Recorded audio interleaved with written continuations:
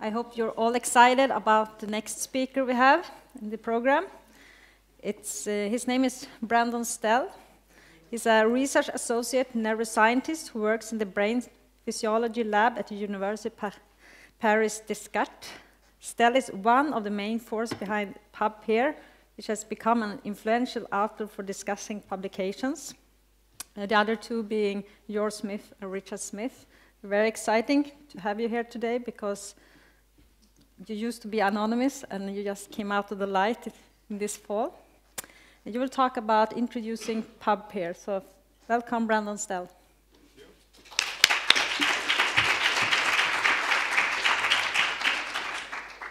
So thank you for the invitation and for the opportunity to present this website, PubPeer, for which I'm one of the creators. The idea of the website is very simple. It's just a place for scientists to come and discuss publications. But we think that it could have a major impact on many of the issues that we discussed today. We think it could be used as a tool for scientists to kind of take into their hands and change things. Instead of complaining about the impact factor, we think that a site like PubPeer can be used by us scientists to make a difference and to kind of release our reliance on the impact factor. The site is based on journal clubs. Journal clubs have been a really exciting part of being a scientist for me. It's one of the things that I really, really enjoy.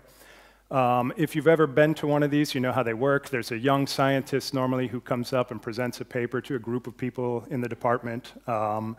This person chooses this paper normally because it's something recent and relevant to their research. They're excited about it. They want to build on it. And as they present the paper, figure by figure, panel by panel, to the other scientists in the room, issues start appearing with the paper. And this is probably due to the fact that scientists are very critical people, and they look at these things, and they find issues with the paper. And this has always been very interesting to see because it's a way of learning how other scientists evaluate research, evaluate publications, and it's been a really nice experience. But one thing that has always been disappointing is that often there are these really interesting points that come out of a journal club, or at least we think they're interesting. And there's never been a way for the scientists, the authors of the publication, to respond to these issues in the journal club. They're kind of left in the journal club room. And there's also no way for disseminating that issue between other journal clubs or other scientists that are interested in the publication.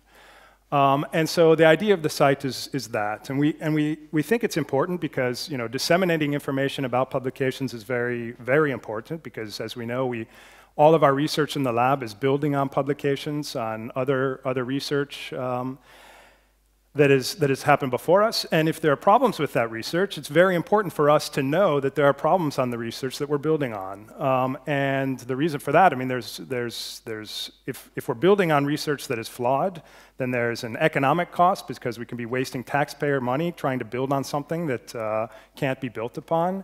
But there's also a human cost because there are students and postdocs wasting their lives trying to build on research that could be flawed. So it's important that when there are flaws, that information is dispersed immediately to the scientists who are interested in that as quickly as possible. The other reason is that public policy and healthcare are both, maybe I shouldn't use this, are both built on the scientific record. And publications are the basis for many recommendations in public policy, and also the development of new medications.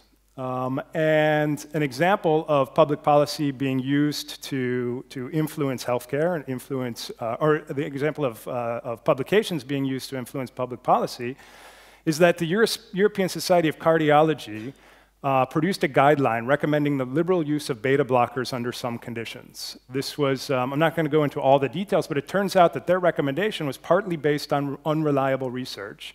And this had catastrophic results for many people throughout Europe. So a flawed publication was used, and because it was in the literature and no one had said anything about it, it had catastrophic results. So how pervasive are problems in the literature? We like to hope that it's not so bad, but there are some indications that it could be better. Recently, the pharmaceutical company Amgen in the United States stated that they tried to reproduce 53 landmark papers in cancer research because they wanted to build on those publications for producing new medications. And they found that they could only reproduce 6 out of the 53 papers, a disappointingly low 11% of the papers. And this is a pharmaceutical company that has every interest in the world in building on this medication, or building on these papers and reproducing them so that they could make new medications. And Amgen is not the only company that have problems with the literature. Bayer Healthcare in Germany also tried to reproduce 67 projects in order to build on them to make medications, and found that they could only reproduce 33% of them to the point that they could continue working on them. So this is worrisome.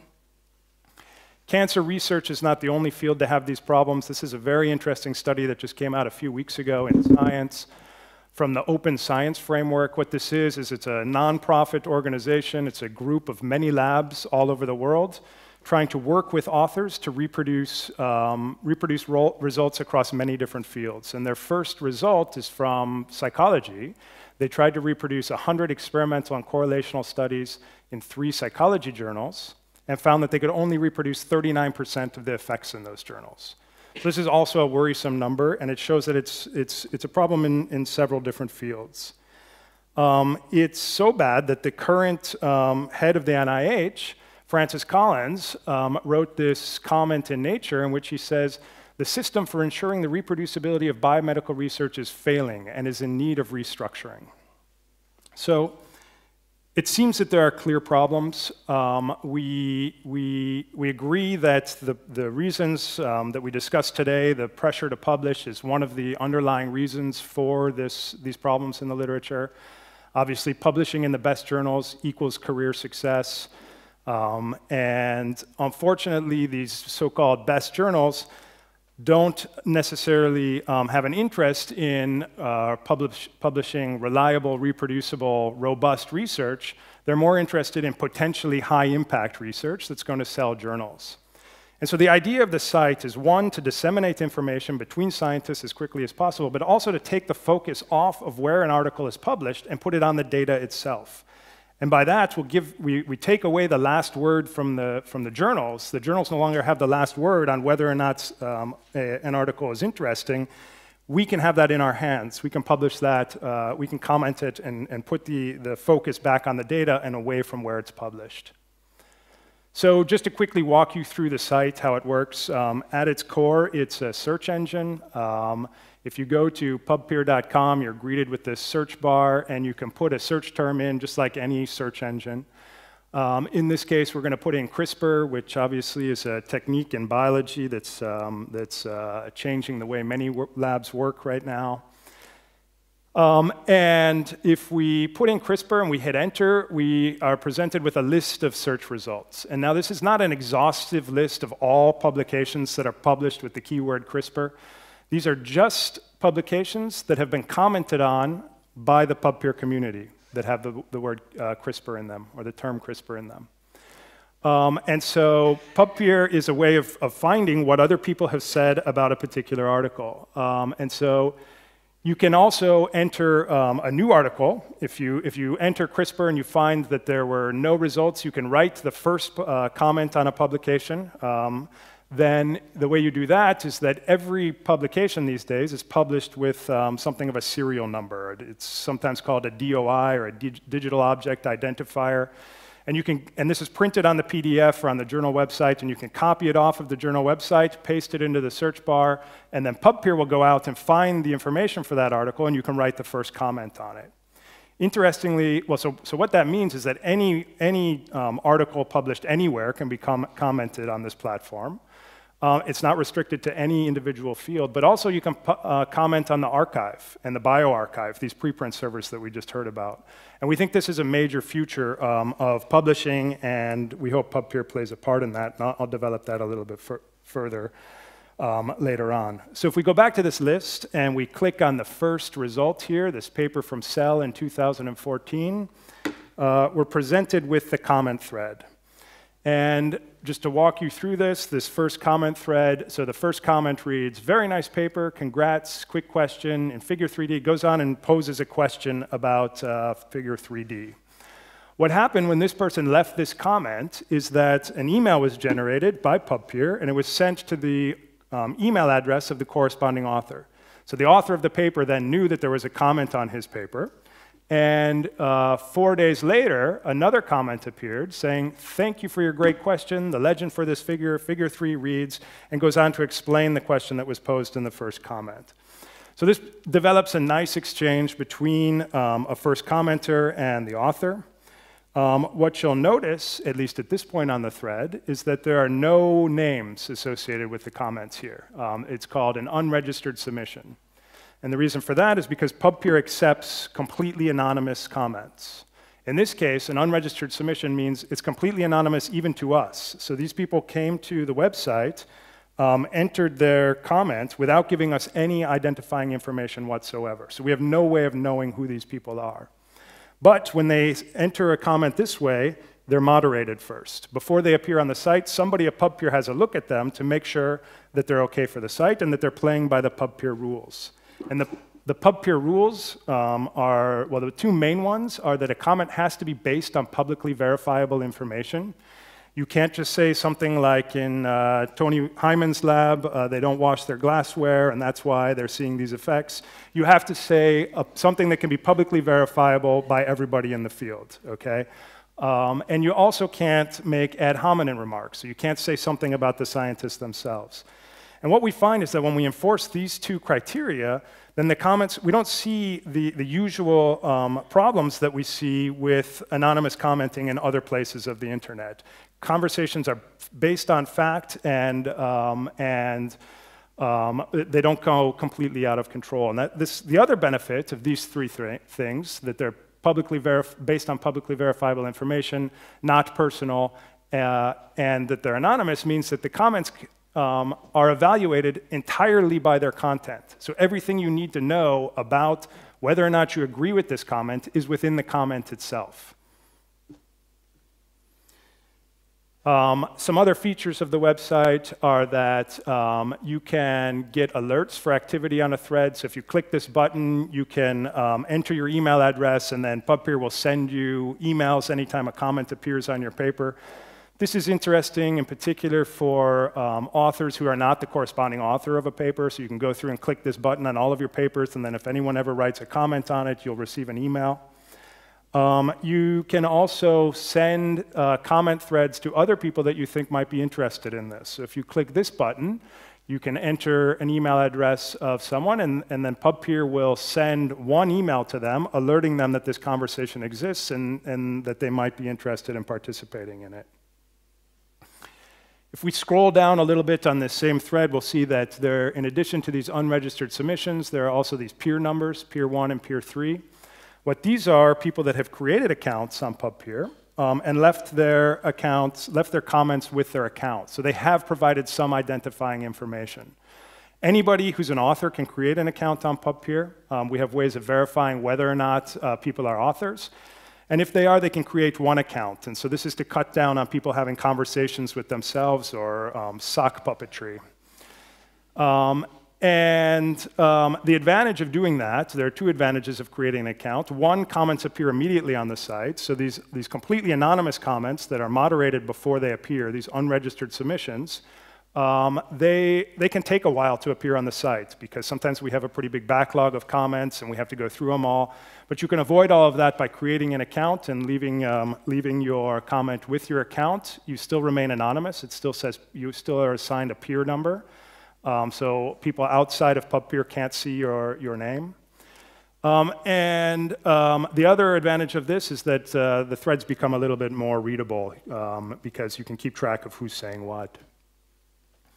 So that's the basic website. The other thing that we've done that is very important for PubPeer is we have created what are called browser add-ons. And so what these are just little pieces of code.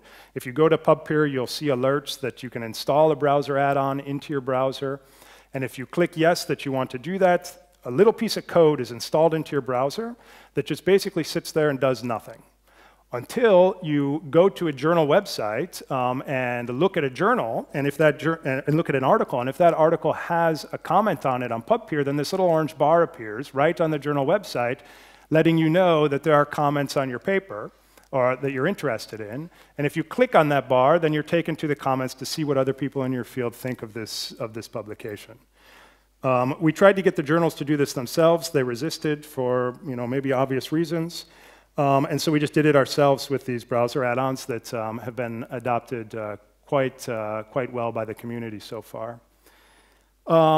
The browser add-ons work anywhere that journals, that articles appear. So here they are on PubMed, which is the major search engine for biomedical research, different pages of PubMed. And they also work on lab websites where articles appear, CVs and so forth. And so the browser add-ons and the websites together are starting to create this community of people that are commenting on papers. The site launched at the end of 2012, and so far we have 35,000 comments on 2,200 journals. Here's a plot of the number of comments that we receive per month. And what you can see is that this is growing up until this date. We're getting more and more comments all the time. And one thing that I would like to point out is this arrow. So this is when we enabled completely anonymous commenting on PubPeer. So this unregistered submission track of commenting didn't exist when we launched the site. What happened was a bunch of users started writing us and telling us, look, we would love to write a comment, but we don't even feel comfortable creating an account. We want to do it completely anonymously. And we thought, well, that sounds like a pretty bad idea from what we've seen of anonymity on the website, on the internet. But maybe we can enforce these rules, that we've come up with, and try it on a trial basis. And what you can see is that since enabling this feature, comments have just completely taken off. So what this tells us is that there's a huge part of the community that has things to say about publications, but they don't feel comfortable doing it anonymously. And we want to include them. We think that there's a huge power of post-publication peer review if it's adopted by the community. We can take the focus off of where data is published and put it on the data itself. And so we want to include as many people as possible into this, and we think that anonymity is essential for that. Another thing to point out is that we've also put on here the comments that they're receiving on PubMed Commons. So this is another post-publication peer review platform that's built directly on the PubMed database. And I should state that these are our data. We've taken them from when comments have appeared on PubMed. It's not their data, but we think that this is extremely accurate. But there are two differences between PubPeer and PubMed Commons. One, PubMed has an enormous audience. They're receiving millions and millions of visits, way more than PubPeer is receiving.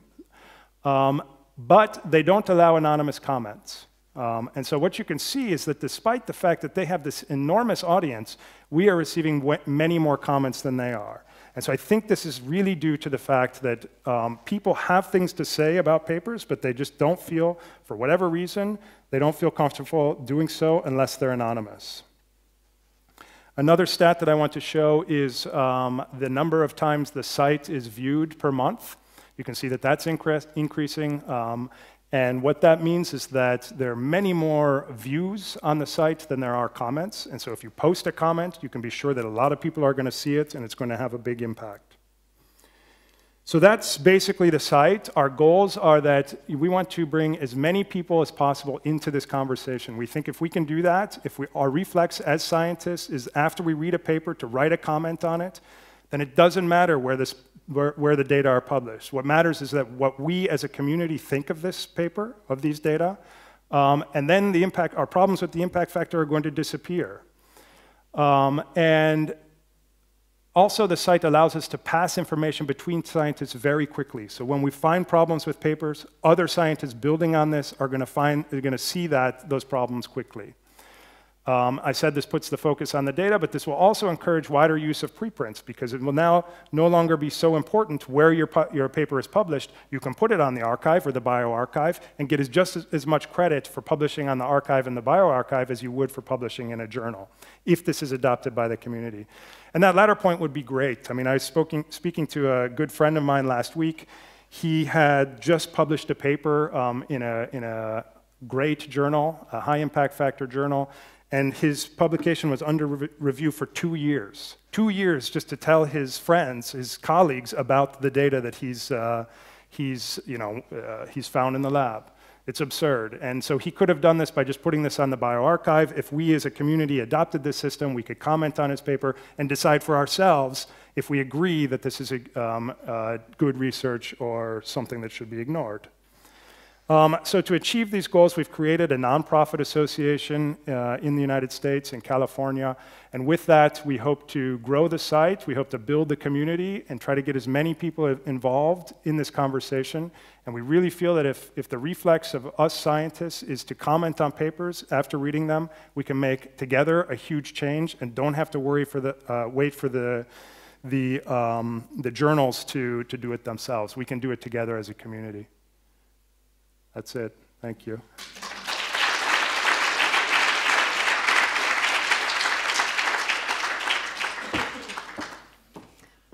Thank you, Brandon Stell.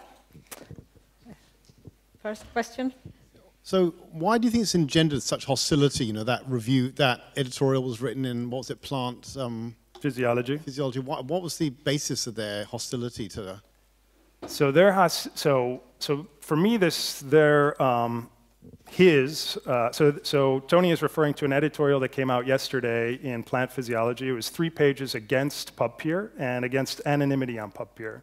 The main thesis of the editorial is that because there's anonymity on PubPeer, this leads to trivial comments. We agree that there are some trivial comments on PubPeer, but that does not detract from substantial comments on PubPeer, right? And scientists are very good at evaluating themselves whether or not a comment is trivial or not. I mean, maybe it's trivial for the editor of Plant Physiology, but somebody else might find that that's a very interesting comment. So I don't think that we should get rid of anonymity or block these sort of comments that we deem trivial because others might find them very interesting. Thank you.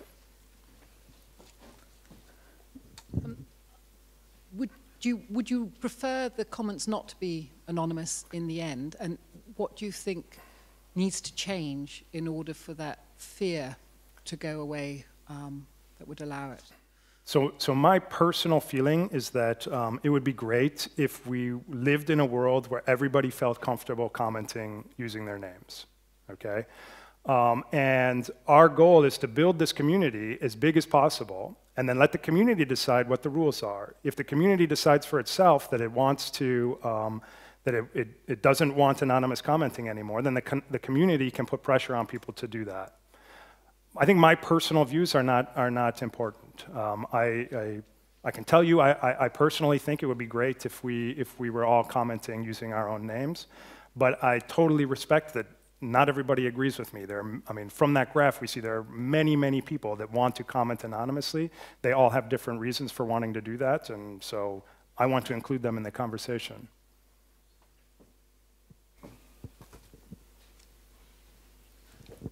I have one more question there. Yeah, actually, very interesting discussion. But what about the trustworthiness of the comments then? When it comes to the anonymity, how do you control, or how can I say, how is that with the assessment of the trustworthiness? And it's like how do you check that the comments are relevant and constructive in a sense? By reading them. I think you have to read the comment and decide for yourself whether you're convinced by this argument or not. Okay. I think having a name on there, I mean, it doesn't matter if the comment was left by a big shot scientist or an undergrad.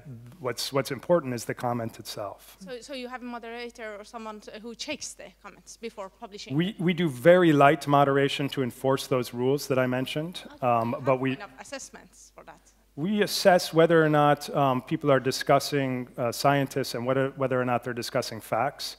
We're not making any judgment on the scientific arguments that are posed in the comments. Okay, Okay, so there's no statistic or anything about that to how much, how constructive or good? Not yet, but you know that's something. You know, so for the moment, it's basically 5 of us running this thing, and we're all scientists. Most of us are scientists, so we would love to do statistics on PubPeer comments and that sort of thing. But we're also spending a lot of time in the lab. So.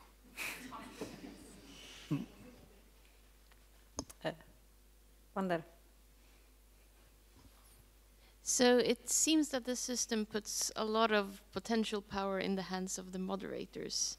If I got it correctly, is it just you 5 moderating now, or you have a bunch of moderators in place? For the moment, it's us 5, and I mean, it's difficult for me to prove this, but it's very light moderation. And there are ways, there are channels, you know, so you can complain through the site to So I guess you're saying it's possible that there are comments that are posted that aren't appearing because we're taking them out. There is no way for you to prove that, I guess. Guess. At this point, there's no way for us to prove that, but we are, one thing as this foundation grows that we would love to have is an editorial board so that people could complain to a bigger population of people to see why their comment was removed or why it didn't appear. Have you considered having your community elect moderators? So because of the anonymity, because we think that anonymity is important, it's difficult to bring the community behind the scenes of PubPeer. We don't want to compromise the anonymity at this point. But the community works very well for signaling when inappropriate comments appear on the site. This is something that is working very well. They do great policing.